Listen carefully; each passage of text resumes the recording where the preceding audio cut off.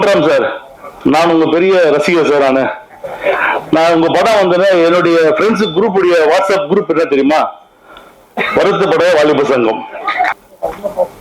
Sir,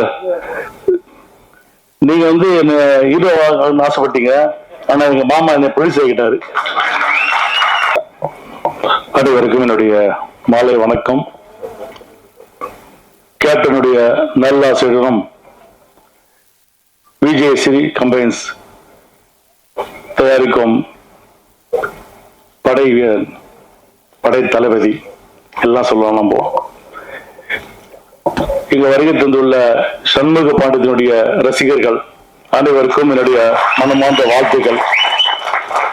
அதே போல கேப்டனுடைய நண்பர்கள், பத்திரிகை சேர்ந்த மூத்த பத்திரிகையாளர்களுக்கு கேப்டன் சார்பில் என்னுடைய மனமார்ந்த நன்றிக்கும் வணக்கம் தெரிவிச்சுக்கிறான். இந்த படத்தை பொறுத்த வரைக்கும் சண்முக பாண்டியனுக்கு ஒரு பிளஸ் இருக்கு. அவர் முதல் நடிச்ச படம் சகாப்தம், அது வந்து மியூசிக் வந்து யுவன் சங்கர் ராஜா. இந்த படம் வந்து இசை ஞானி. மூணாவது படம் வந்து யுவன் சங்கர் ராஜா. மூணும் சிறிய நேரத்திலேயே வந்து இளையராஜா குடும்பத்துல 3 இசையமைப்பாளர்கள் நடிச்ச ஒரே ஹீரோ சண்முக பாண்டியன் மட்டும்தான், வேற யாருமே கிடையாது.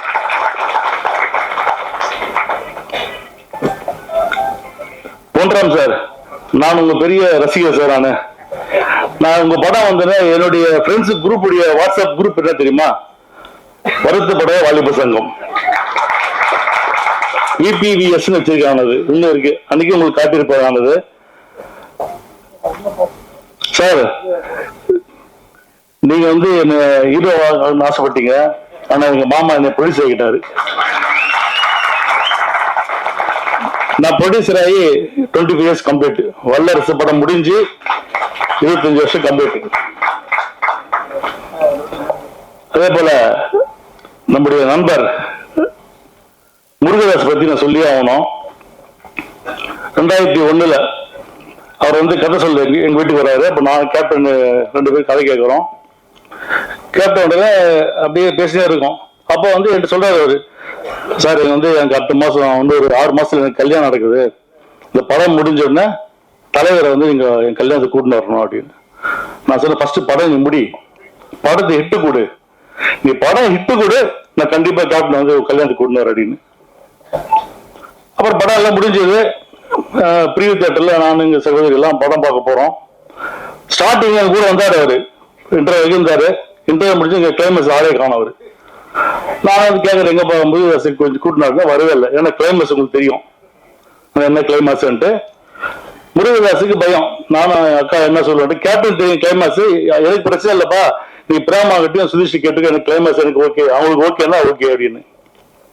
நான் தேடுறேன், அது ஆளே கிடையாது. அப்புறம் லிப்ட்ல இருந்து அப்படியே வராரு, வந்து கட்டி பிடிச்சேன், சூப்பர் கிளைமேக்ஸ், இதுதான் கிளைமேக்ஸ் அப்படின்னு நானும் சொன்னேன், எங்க அக்காவும் சொன்னாங்க, அதுதான் ரமணா.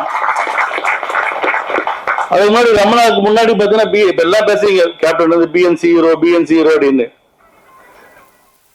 ரமணா படம் வந்த உடனே ஏ சென்டர் ஹீரோ நம்ம கேப்டன் தான். ஏன்னா எனக்கு மெட்ராஸ்ல நிறைய அந்த நார்த் இந்தியன்ஸ் ஃப்ரெண்ட்ஸ் நிறைய பேர் இருப்பாங்க.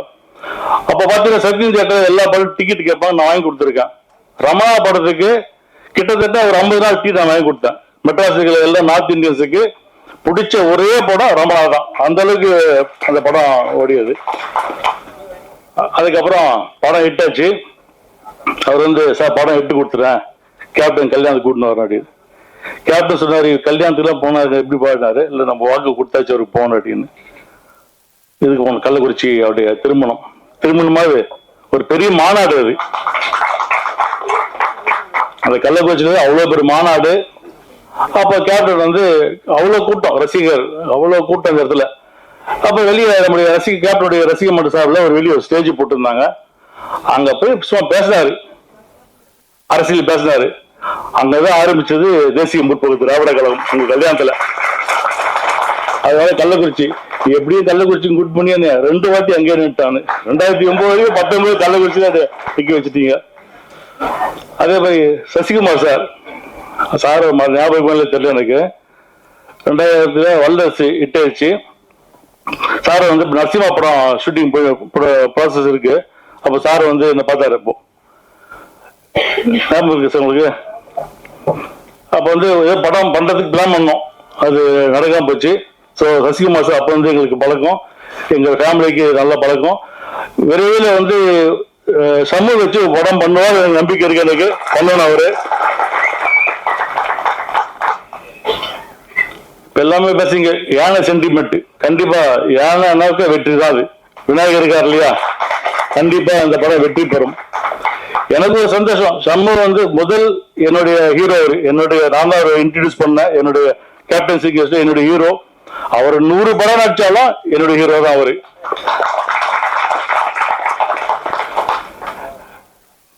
எல்லாம் நான் வந்திருக்கோம்.